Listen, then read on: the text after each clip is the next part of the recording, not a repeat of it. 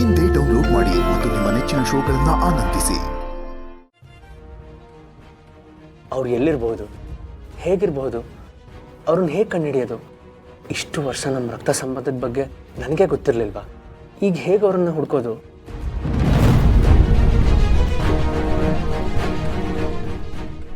ವಿಶ್ವ, ಏನಾಯ್ತು?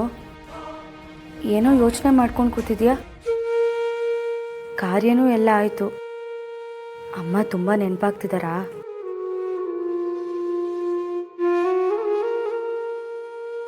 ಜಾನು, ನಾವು ಹೇಗೆ ಅಂದರೆ ನಮ್ಮ ಹತ್ರ ತುಂಬ ಸಮಯ ಇರುತ್ತೆ ಅಂತ ಆರಾಮಾಗಿದ್ಬಿಡ್ತೀವಿ. ಆದರೆ ಆ ಸಮಯ ಎಷ್ಟು ಬೇಗ ಮುಂದೆ ಹೋಗ್ಬಿಡುತ್ತೆ ಅಂತ ನಮಗೆ ಗೊತ್ತೇ ಆಗಲ್ಲ. ಈಗ ನೋಡು, ಅಮ್ಮ ನಮ್ಮಿಂದ ಎಷ್ಟು ಬೇಗ ಮರೆಯಾಗೋದ್ರು. ಅವ್ರ ನನ್ನ ಹತ್ರ ಏನೇನೋ ಹೇಳ್ಕೊಬೇಕು ಅಂದ್ಕೊಂಡಿದ್ರು. ಆದರೆ ಅವ್ರ ಮನಸ್ಸಲ್ಲಿದ್ದ ವಿಷಯಗಳು ಮಣ್ಣಾಗೋಯ್ತಲ್ಲ. ಹೌದು ವಿಶ್ವ, ಸಮಯ ಅಂದ್ರೇ ಹೀಗಲ್ವಾ? ಯಾವಾಗ ಏನು ಹೇಗೆ ಯಾವುದು ಸುಳಿವೇ ಕೊಡೋದಿಲ್ಲ. ಕಾಲ ಮೀರಿ ಹೋದ್ಮೇಲೆ ಸಿಗ್ಲಿಲ್ವಲ್ಲ ಅಂತ ಕೊರಗ್ತೀವಿ. ವ್ಯಕ್ತಿನ ಕಳ್ಕೊಂಡ್ಮೇಲೆ ಇನ್ನೊಂದು ಸ್ವಲ್ಪ ಹೊತ್ತು ಇವ್ರ ಜೊತೆ ಇನ್ನೊಂದು ಸ್ವಲ್ಪ ಕಳಿಬೇಕಿತ್ತಲ್ಲ ಅಂತ ಅನ್ಕೋತೀವಿ. ಆದರೆ ಅದು ಮತ್ತೆ ಸಾಧ್ಯನೇ ಆಗಲ್ಲ ಅಷ್ಟೆ.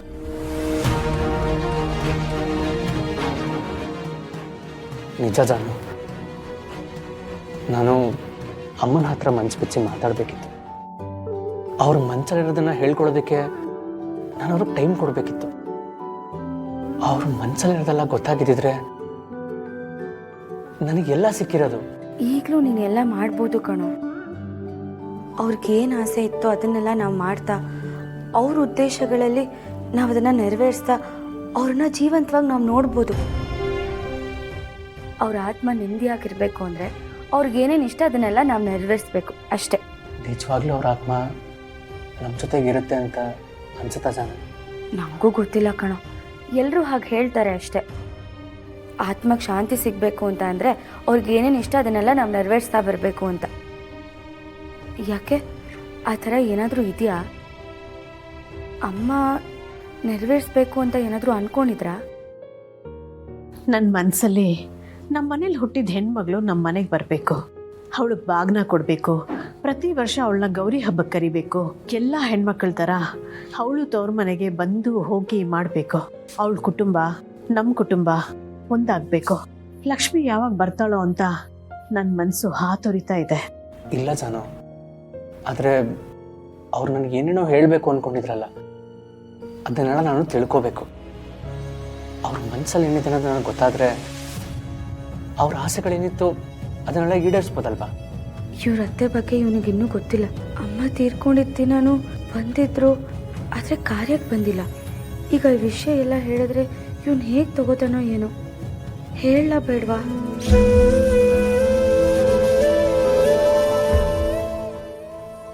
ಜಾನು, ಏನು ಯೋಚನೆ ಮಾಡ್ತಿದ್ಯಾ? ಏನಿಲ್ಲ ಕಣೋ, ನೀನು ಹೇಳಿದ್ದೆ ಸರಿ. ಅವ್ರು ಏನೇನು ಆಗಬೇಕು ಅಂತ ಇಷ್ಟಪಟ್ಟಿದ್ದಾರೆ ಅದನ್ನು ನಾವು ಮಾಡಬೇಕು, ಅದೇ ಸರಿ. ಅದೇ ನನಗೇನಾದರೂ ಹೇಳಿದಾರಾ ಅಂತ ನೆನಪು ಮಾಡ್ಕೋತಾ ಇದ್ದೆ ಅಷ್ಟೆ. ನಿನ್ಗೇನಾದರೂ ನೆನಪಾದರೆ ತಕ್ಷಣ ನಂಗೆ ಬಂದು ಹೇಳು. ಇವನು ಇಷ್ಟೊಂದು ಕೇಳ್ತಿದ್ದಾನೆ, ನಾನು ಹೇಳ್ದೆ ಹೋದರೆ ತಪ್ಪಾಗುತ್ತಾ? ಹೇಳಲಾ? ಈಗ ಏನು ಮಾಡಲಿ? ಸರಿ ಜಾನು, ನಂಗೆ ಸ್ವಲ್ಪ ಕೆಲಸ ಇದೆ, ನಾನು ಆಚೆ ಹೋಗಿ ಬರ್ತೀನಿ.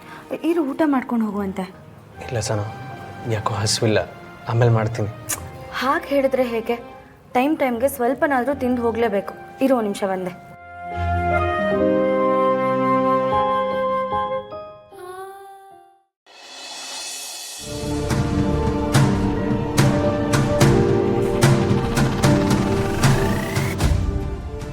ಲಕ್ಷ್ಮಿ, ಯಾಕೆ ಹಿಂಗೆ ಚಡ್ಪಡಿಸ್ತಿದ್ಯಾ?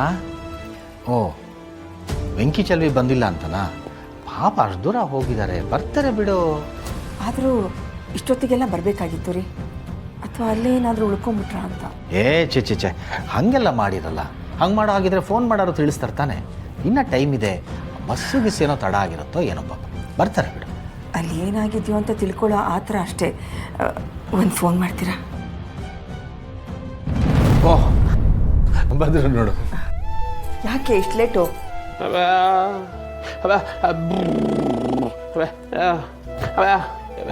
ಬಸ್ ಸಿಗ್ಲಿಲ್ವಾ? ನಾ ಹೇಳದೆ ತಾನೇ ಹಿಂಗೇನೋ ಆಗಿರುತ್ತೆ ಅಂತ. ಚೆಲ್ವಿ, ಕಾರ್ಯ ಎಲ್ಲ ಚೆನ್ನಾಗಾಯ್ತಮ್ಮ? ಹಾಂ ಅತ್ತೆ, ಚೆನ್ನಾಗಾಯ್ತು. ನೀವು ಕೊಟ್ಟಿದ್ದ ಬಟ್ಟೆನೂ ಅವ್ರಿಗೆ ಕೊಟ್ವಿ.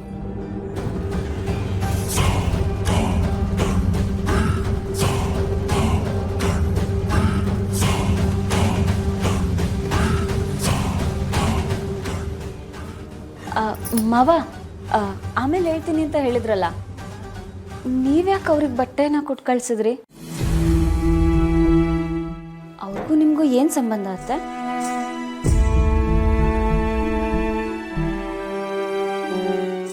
ಛೇ, ಇರೋ ಸತ್ಯನೂ ಮಕ್ಳ ಹತ್ರ ಹೇಳ್ಕೊಳಕ್ಕಾಗ್ತಾಯಿಲ್ಲ. ಇನ್ನೂ ಎಷ್ಟು ದಿವಸನಪ್ಪ ಈ ಕಣ್ಣ ಮುಚ್ಚಾಲೆ? ಅದು ನಿಮ್ಮತ್ತೆ ಅವರು ಹಳೆ ಫ್ರೆಂಡಮ್ಮ. ನಿಂಗೆ ಗೊತ್ತಲ್ವೇನೋ, ಹೇಳಿದ್ದೆ ತಾನೆ, ನಿನಗೆ ಗೊತ್ತಲ್ಲ.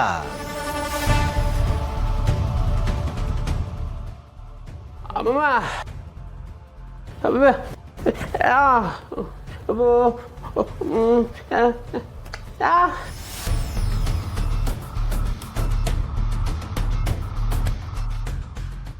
ಲಕ್ಷ್ಮಿ, ಅಮ್ಮ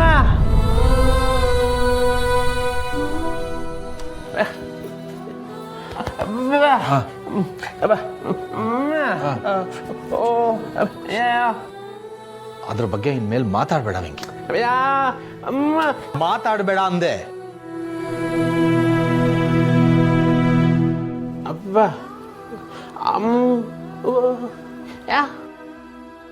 ಅದು ಅವರು ನಿಮ್ಮಮ್ಮ ಹಳೆಯ ಸ್ನೇಹಿತರು, ತುಂಬ ಹಚ್ಕೊಬಿಟ್ಟಿದ್ಲು. ಇವ್ರ ಸ್ನೇಹ ಒಂಥರ ಅದು ಸ್ನೇಹಕ್ಕಿಂತ ಮೀರಿದ್ದು.